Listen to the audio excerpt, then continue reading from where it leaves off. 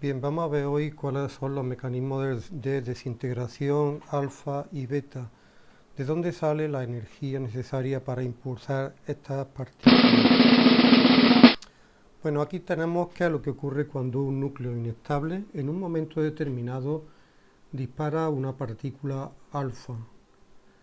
La pregunta que surge es una de ellas, porque en realidad vamos a plantear tres preguntas. ¿Por qué este núcleo que tenemos aquí inestable, en vez de estabilizarse haciéndose más ligero, emitiendo una partícula alfa, no lo hace emitiendo protones y neutrones por separado? O sea, el equivalente sería dos protones y dos neutrones en vez de una partícula alfa. Pero no solamente tenemos esa pregunta, sino de dónde sale la energía necesaria para imprimir esa energía cinética tanto a la partícula alfa, que es una especie de proyectil, como para el retroceso del núcleo residual. Y hay una tercera pregunta. La tercera pregunta sería cómo se reparte la energía entre la partícula alfa y el núcleo residual. Seguramente la partícula alfa se llevará la mayor parte, puesto que debido a la gran masa del núcleo residual tendría un retroceso relativamente pequeño con respecto a la energía cinética que se le imprime a la partícula alfa.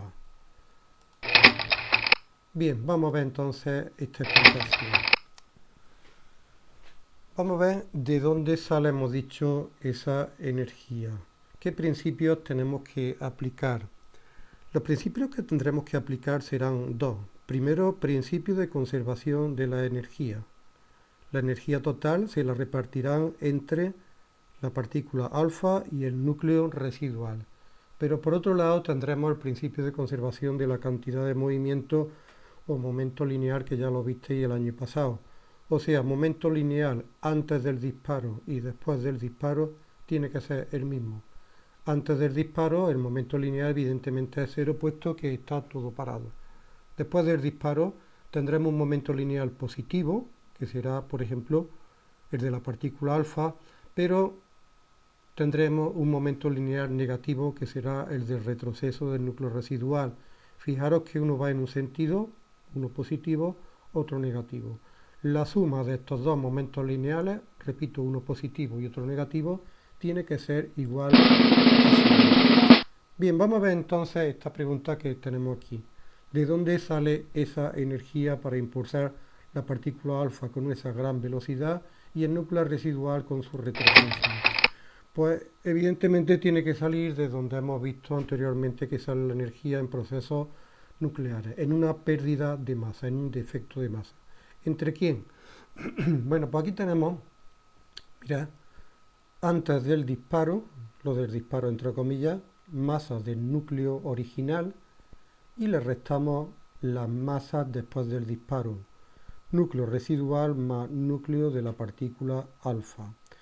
Fijaros que si hay un defecto de masa, esta tiene que ser mayor que la masa de las partículas del núcleo residual y las partículas alfa. Cuando nosotros lo multiplicamos por la velocidad de la luz elevado al cuadrado, pues tendremos que tener la energía que se libera por esa pérdida de masa. Esa energía que se libera va destinada a imprimir la energía cinética tanto a la partícula alfa como al núcleo residual. Bien, si nosotros concretamos, aquí tendríamos para un caso, bueno, un poquito más concreto, masa del núcleo original, masa del núcleo residual, masa de la partícula alfa, y multiplicado por el equivalente energético de cada una de las UMA. Recordemos que hemos dicho que nosotros no lo vamos a hacer así, sino que vamos a multiplicar, lo vamos a pasar a kilogramos y vamos a multiplicarlo por la velocidad de la luz elevada al cuadrado. ¿Qué pasaría si nosotros hiciéramos estos cálculos, pero en vez de poner aquí una partícula alfa, pusiéramos la partícula del equivalente a la alfa, o sea, dos protones más dos neutrones? Bueno, sugiero que lo hagáis y veréis que nos sale aquí un valor negativo. O sea, aquí tenemos esta energía, nos saldría una energía negativa. Claro, una energía negativa no podemos imprimirle nosotros una energía cinética negativa. Otra interpretación tendría que ser que en vez de generar energía para repartirla entre el núcleo residual y la partícula alfa, tendríamos nosotros que aportarle energía exterior. Pero claro, eso no es posible, no es lo que estamos nosotros planteando. Aquí tenéis, mirad cómo es imposible pues aplicarle o transmitirle una energía cinética negativa tanto a la partícula alfa como al núcleo residual. Bien, vamos a ver entonces un caso concreto en la aplicación, el ejercicio resuelto que hay en esta página. Bien, vamos a estudiar el ejercicio resuelto que nos plantea el libro. Lo leo. El radio 226 se desintegra emitiendo una partícula alfa. Si la masa del radio 226 es, bueno, esta que tenemos aquí, la del radón, que sería el núcleo residual, es este que tenemos como dato, y la partícula alfa, esta que tenemos aquí, determina primero la energía cinética que se transfiere en el proceso de desintegración. Bueno, fijaros que la reacción nuclear que se genera es esta que tenemos aquí, como el radio se desintegra en radón y emite una partícula alfa. ¿Cómo podríamos nosotros calcular la energía que se libera? Pues mirad, aquí tenemos la masa del núcleo original, esta sería la masa del radio, le vamos a restar la masa del núcleo residual, que sería el radón, y aquí tenemos la masa de la partícula alfa. Bueno, veis que el libro lo hace siempre calculando este defecto de masa en U y multiplicándolo por el equivalente energético de cada UMA en megaelectronvoltios. Mira, esto que tenemos aquí sería el defecto de masa que se da en este proceso. Este defecto de masa, esta pérdida de masa que se transforma en esta cantidad de energía. Por tanto, 4,87 megaelectronvoltios sería la energía que tendría que ir repartida entre el radón, retroceso, y la partícula alfa, que es la que sale disparada. Bien, vamos por el apartado B, que es un poquitín más complicado. La velocidad con que es emitida la partícula alfa. Fijaros que ahora nos tenemos que centrar en el hecho de que este término que tenemos aquí es la energía cinética que va hacia la partícula alfa. Este término es la energía cinética que va a parar al núcleo residual. La suma de estas dos energías cinéticas me va a dar igual a la energía total, que es esta que tenemos aquí. Bien, por otro lado, aquí aplicamos otro principio. Fijaros cómo sacamos factor común el momento lineal de la partícula alfa. Vosotros podéis pensar, bueno, ¿y qué pasa con el momento lineal del radón? Por el principio de conservación de la cantidad de movimiento en momento lineal, recordemos que el momento, la suma del momento lineal de ambas partes, o sea, partícula alfa y radón, me tiene que dar 0. Una es positiva y otra es negativa. Fijaros que los valores en valor absoluto es el mismo, pero es que al i elevado al cuadrado, aunque uno sea positivo y otro negativo, fijaros que el momento lineal de uno y de otro en valor absoluto es el mismo. Por eso ha sustituido este por el momento lineal de la partícula alfa, porque, repito, en valor absoluto es el mismo. Bien, aclaro un poco lo que hemos dicho antes. Fijaros que el principio de conservación de la cantidad de movimiento del momento lineal nos dice que el momento lineal antes del disparo y después del disparo es el mismo. Antes del disparo es 0, puesto que está todo en reposo, y después del disparo está repartido entre el núcleo residual, que es el radón, y la partícula alfa. Si nosotros llevamos al otro miembro, por ejemplo esto que tenemos aquí, masa del radón por la velocidad del radón, será igual a menos la masa de la partícula alfa por la velocidad de la partícula alfa. O sea, el momento lineal del radón será igual a menos el momento lineal de la partícula alfa. Bueno, entonces fijaros que si yo lo elevo al cuadrado, lo que es un signo negativo, pues se me transformaría en positivo. Por tanto, podemos hacer el cambio que anteriormente hemos visto. Otra duda que nos puede surgir es cómo la energía cinética podemos expresarla de esta manera o de esta manera. Bien, vamos a hacer una sencilla deducción. Bien, aquí tenemos la expresión que hemos aplicado anteriormente en el ejercicio. La energía cinética de la partícula alfa más la energía cinética del radón es igual a la energía total. Aquí lo tenemos desglosado y ahora vamos a trabajar un poquito con este término. Si multiplicamos a ambos lados por la masa, aquí tendremos pues que esta masa será masa al cuadrado y aquí tendremos masa. Vale, entonces fijaros cómo podemos decir que esto, que la energía cinética será igual a este 2 es este que tenemos aquí. Aquí tenemos el momento lineal elevado al cuadrado y como esta masa viene aquí abajo. Por tanto, podemos hacer el siguiente cambio aquí. Fijaros que en vez de poner esto de esta manera, yo puedo ponerlo como momento lineal de la partícula alfa elevado al cuadrado partido por 2 y por la masa de la partícula alfa más momento lineal del radón elevado al cuadrado partido por 2 por la masa del radón. Esto será igual a la energía total. Fijaros ahora cómo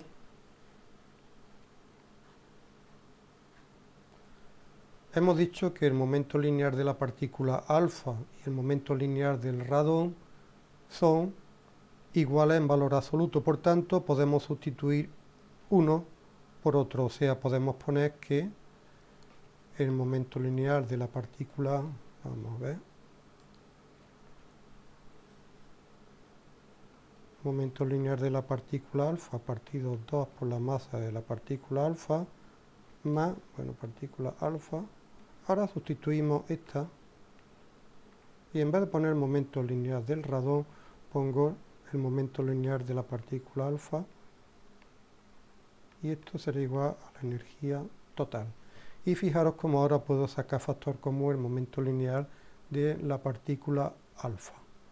Bien, vamos entonces a seguir con el ejercicio. Aquí tenemos la expresión que hemos visto anteriormente. Fijaros cómo hemos sacado aquí factor común, momento lineal de la partícula alfa. Bien, ¿cómo pasamos de aquí hasta aquí? Bueno, pues vamos a ver. Bueno, teniendo en cuenta la expresión de la que partimos anteriormente y el hecho de que la energía cinética es un medio de la masa por la velocidad al cuadrado, vamos a multiplicar ahora en ambos miembros por la masa. Vamos a hacer algo parecido, casi al contrario de lo que hemos hecho anteriormente. Fijaros que aquí tenemos momento lineal elevado al cuadrado y como este 2 podemos pasarlo aquí. 2 por la energía cinética igual al momento lineal elevado al cuadrado. Por tanto, ahora podemos hacer el siguiente cambio. Si nos venimos aquí, tendríamos, en vez de poner el momento lineal de la partícula alfa elevado al cuadrado, pues pondremos 2 por la masa de la partícula alfa por la energía cinética que lleva la partícula alfa multiplicado por 1 partido 2 por la masa de la partícula alfa más 1 partido 2 por la masa del radón. Bien, esto será igual a la energía total. Bien, metemos este término dentro del paréntesis y si lo metemos, fijaros como el 2, se nos iría este 2 con este y con este. Por otro lado, tendríamos energía cinética de la partícula alfa, factor común de masa de la partícula alfa partido masa de la partícula alfa y aquí más masa de la partícula alfa partido masa del radón. Esto será igual a la energía total. ¿Qué tenemos aquí? Bueno, pues esto será 1 y entonces nos quedará la expresión que tenemos ya en el libro a la cual volvemos. Mira, aquí tenemos la expresión que hemos deducido anteriormente. Bien, ya podemos nosotros despejar de aquí la energía cinética que se lleva la partícula alfa, y entonces fijaros que simplemente sustituyendo, no importa que aquí tengamos masa en UMA o masa en kilogramos porque se nos iba a ir la unidad, entonces fijaros que tendríamos una energía cinética de 4,78 megaelectronvoltios.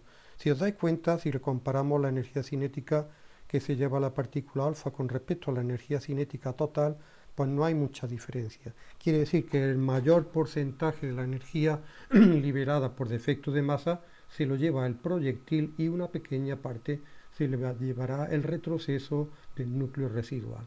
A partir de aquí pues ya será muy fácil calcular la velocidad con que sale la partícula alfa. Fijaros, 15.172,7 kilómetros por segundo. Evidentemente cuando lo despejáis de aquí os va a salir en metros por segundo, tenéis que trabajar, cuidado, con unidades del sistema internacional. Bueno, pues visto esto, vamos a hacer algún ejercicio de aquí y algunos los dejaré para vosotros. Vamos a hacer el ejercicio número 9. Calcula la energía cinética y la velocidad de la partícula alfa emitida en la desintegración del uranio 238. Bueno, más bien este os lo voy a dejar para que lo repaséis vosotros porque es prácticamente idéntico al que tenéis aquí. Simplemente que ahora partimos no de radio, sino partimos de uranio 238 y fijaros que va a dar lugar, en vez de a radón, a torio 234 más una partícula alfa.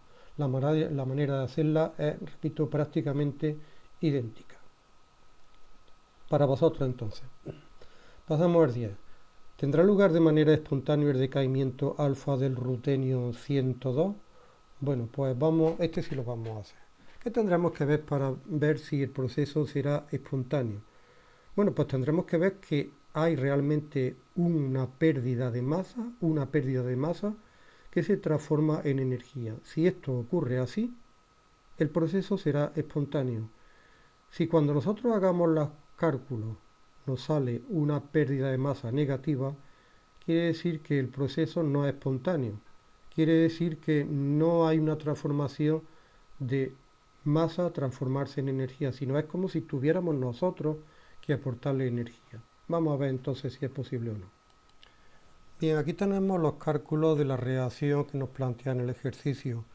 El rutenio 102 se transforma en molibdeno 98 emitiendo la partícula alfa. Bueno, realmente deberíamos haber puesto aquí el número atómico, pero para este ejercicio no nos sirve para nada. Si nos lo dieran como dato, pues podríamos poner. ¿Cómo calculamos aquí el defecto de masa en esta posible reacción? Bueno, pues aquí tenemos la masa del núcleo original, masa del rutenio 102, le vamos a restar la masa de lo que surge después de la reacción. Por un lado el molibdeno y por otro lado la partícula alfa. Bien, sustituimos por la masa de cada uno de estos núclidos. Aquí tenemos el rutenio, aquí tenemos la masa del molibdeno y aquí tenemos la masa de la partícula alfa. Y fijaros que después de hacer los cálculos me sale un defecto de masa negativo. O sea, para que se produjera esta reacción química, tendría que haber una ganancia de masa, un aporte de masa. Claro, ¿de dónde tendría que salir esa masa? Bueno, tendría que salir de un aporte de energía que tuviéramos que hacer nosotros que se transformara en masa. Pero claro, eso no es propio de un proceso espontáneo. Un proceso espontáneo es aquel en el que cuando se genera libera energía que proviene de una pérdida de masa. Aquí ocurre todo lo contrario. Por tanto, si a nosotros nos preguntan si este proceso es espontáneo, pues diremos que no es un proceso espontáneo. Bien, vamos a hacer el ejercicio 11. Sabiendo que la desintegración de un átomo de uranio 235 produce 200 megaelectronvoltios de energía, calcula la energía total liberada por cada gramo de dicho elemento. Este ejercicio es completamente diferente a los anteriores. Ya hemos hecho algunos parecidos. Vamos a resolverlo. Bien, veamos cómo hacemos este ejercicio. Como dato nos dice que un átomo de uranio 235, cuando reacciona, cuando sufre esta reacción nuclear, libera 200 megaelectronvoltios. Lo primero que tenemos que hacer es pasar los megaelectronvoltios a julio. Vamos a trabajar con el sistema internacional. Bien, por otro lado tenemos que el uranio 235, un mol de uranio 235, recordad que era un número igual a su masa atómica, 235, pero en vez de expresado en un mol lo expresamos en gramos. O sea, 235 gramos de uranio, que es un mol, tendrá este número de átomos de uranio, el número de Avogadro. Hacemos una regla de 3 y decimos que si 235 gramos de uranio tiene esta cantidad de átomos, a nosotros que nos preguntan por un gramo de uranio tendrán n átomos. Haciendo esta regla de 3 tenemos que el número de átomos que hay en un gramo de uranio son 2,53 por 10 elevado a 21 átomos de uranio. Si cada átomo me genera esta cantidad de energía, la energía total liberada será el número de átomos que tenemos por la cantidad de energía que me libera cada uno de ellos. Aquí tenemos, por tanto, la energía total que liberará ese gramo de uranio, 8,1 por 10 elevado a 10 julio. Bien, pasemos ahora a estudiar el mecanismo de desintegración beta. Recordemos que la radiación beta eran electrones procedentes del núcleo. Mira, este mecanismo le dio muchos problemas para entenderlo a los científicos. Tal es así que tardaron tiempo y tuvieron que echar mano, tuvieron que esperar a descubrir una partícula que hasta ahora no se conocía. Esta partícula era el neutrino, pero ni siquiera el neutrino era la partícula que se veía implicada en el mecanismo de radiación beta, sino la partícula implicada era el antineutrino. Y es que fijaros qué curioso, existe un mundo de antimateria. Nos puede parecer esto como película de ciencia ficción, pero es así. Mirad, cada una de las partículas subatómicas tiene su partícula opuesta en este mundo de antimateria, ¿no? Podríamos decir. Por ejemplo, mira, el electrón tiene una partícula que seguramente habéis escuchado hablar de ella, que es el positrón. Mira, el positrón es una partícula idéntica al electrón en cuanto a masa, pero en vez de tener carga negativa, tiene la misma carga, pero positiva. Bien, pues lo mismo le ocurre al antineutrino. El antineutrino es la partícula opuesta al neutrino. Bien, ¿cómo es el mecanismo entonces de desintegración beta? Pues mira, aquí lo tenemos. Mira, un neutrón se descompone en un protón, un electrón, esto es lo que nosotros estamos estudiando, radiación beta, y aparece este antineutrino. Aquí tenemos especificado el proceso, como un neutrón se descompone en un protón, partícula beta y el antineutrino. No vamos a ahondar más en este mecanismo, simplemente que sepamos que es así, pero no vamos a ahondar nada más. Bien, vamos a ver las actividades. Vamos a hacer la actividad número 12. Completa la siguiente secuencia radiactiva. La letra situada encima de cada flecha indica la partícula emitida por el núcleo de la izquierda. Bien, vamos a rellenarlo en la pizarra. Bien, vamos a ver los dos primeros pasos. Mira, lo he puesto así porque a mí no me gusta poniéndolo encima, como lo pone en el libro. De todas formas, es igual. Fijaros que tiene que ocurrir. Si el torio se desintegra emitiendo una partícula alfa, aquí tenemos la partícula alfa y aquí tendríamos el núcleo que genera. Fijaros que por las leyes del desplazamiento de Soddy se tiene que cumplir que la suma de los números de arriba me tiene que dar igual al original y lo mismo con los de abajo, o sea, números másicos y números atómicos. Fijaros que si aquí teníamos 232 y el número másico de la partícula alfa era 4, pues el número que tiene que quedar aquí para que la suma sea igual al primero sería 228, o sea, 228 más 4, 232. Y lo mismo podríamos decir con el número atómico. Partimos de 90 y emitió una partícula alfa, cuyo número atómico es 2, pues el núcleo residual tiene que tener un número atómico de 88. Por tanto, aquí tenemos el núcleo que surge. Bien, el siguiente paso, partíamos de este núcleo, así que lo tenemos aquí, y dice que ahora emite una radiación tipo beta. Bien, pues este sería el problema, y la radiación tipo beta, recordad que la representamos con un número másico de 0 y un número atómico, entre comillas, de menos 1. La suma a los de arriba, pues tiene que ser igual lo mismo, por tanto, si esto es 0, este tiene que ser 228 y 88 si esto es menos 1, para que la suma de ambos me dé 88, pues este tiene que ser 89. Bien, ¿por qué he puesto en vez de X, Y? Porque fijaros que al tener un número atómico diferente, se trata de un elemento también diferente. Bien, el siguiente paso será a partir de este que tenemos aquí y obtener lo siguiente. Vamos a ver. Mira, partimos ahora del isótopo del núcleo anterior que dice que emite nuevamente una partícula beta. Bien, arriba, pues mirad, si la partícula beta tiene número másico 0, pues aquí será 228. 228 más 0 será 228. Si la partícula tiene aquí menos 1, fijaros que ahora en vez de tener aquí 89 tendremos que tener 90. De tal manera que 90 más menos 1 pues será igual a 89.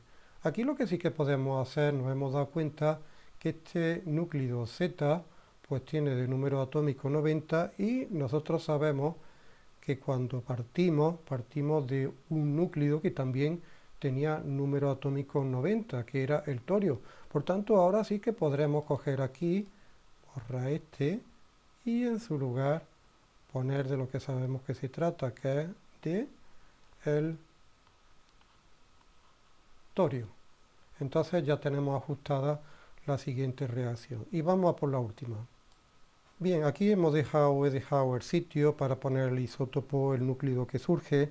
Fijaros que tendría que ocurrir que el número de arriba más 4 fuera igual a 228. Por tanto, evidentemente, este tiene que ser 224. Y aquí tendríamos que este número más 2, pues tendría que ser igual a 90. Por tanto, aquí tendremos que poner el 88. Pero bueno, curiosamente hemos utilizado ya una notación en el que con número atómico 88, la primera reacción pues la llamamos elemento X. Bueno, pues vamos a llamarlo otra vez elemento X y aquí tendríamos la cuarta reacción. Aquí tenemos el ejercicio ya hecho. Bueno, vemos el ejercicio número 13, es muy parecido al anterior. Fijaros que partimos del polonio y tenemos que ver qué núcleo es el que tenemos que poner aquí. Bueno, creo que es bastante fácil porque fijaros que,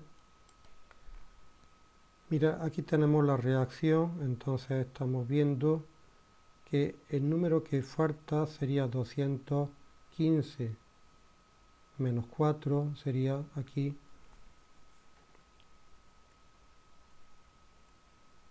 211, mientras que abajo tendríamos 84 menos 2 sería aquí pues 82.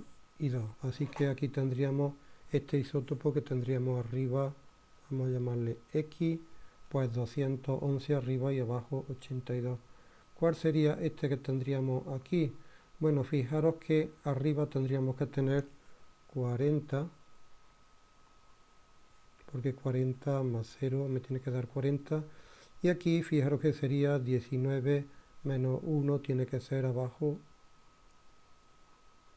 18.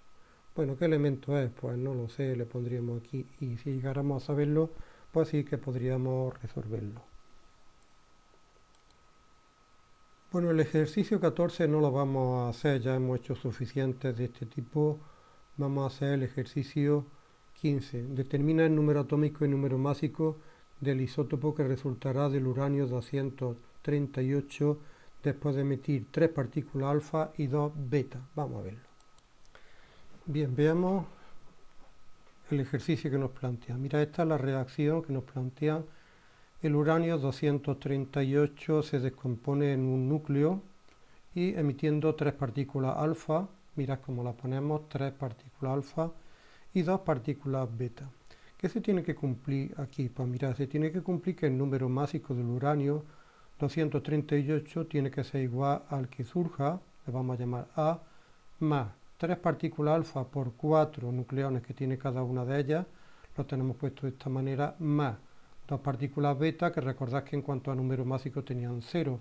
Por tanto, se tiene que cumplir esta primera ecuación en cuanto a número másico. Veamos en cuanto a número atómico. Se tiene que cumplir que el 92 tiene que ser igual a Z más 3 partículas alfa por 2 protones que tiene cada una de ellas, más 2 partículas beta por menos 1, recordad que era carga negativa, se tiene que cumplir esta segunda ecuación. Bien, pues fijaros que he señalado aquí de dónde vienen cada uno de estos términos, y ahora lo que tenemos que hacer es resolver la ecuación y despejar el número A y el número Z. Vamos a hacerlo. Bueno, aquí he despejado ya el número másico A, Z, y entonces fijaros que esto es lo que surge. O sea, que al final tendremos que el núcleo que resulta será X, no sabemos cuál es, aquí tendremos 88 y arriba tendremos 226. Por tanto, esta será la solución del ejercicio.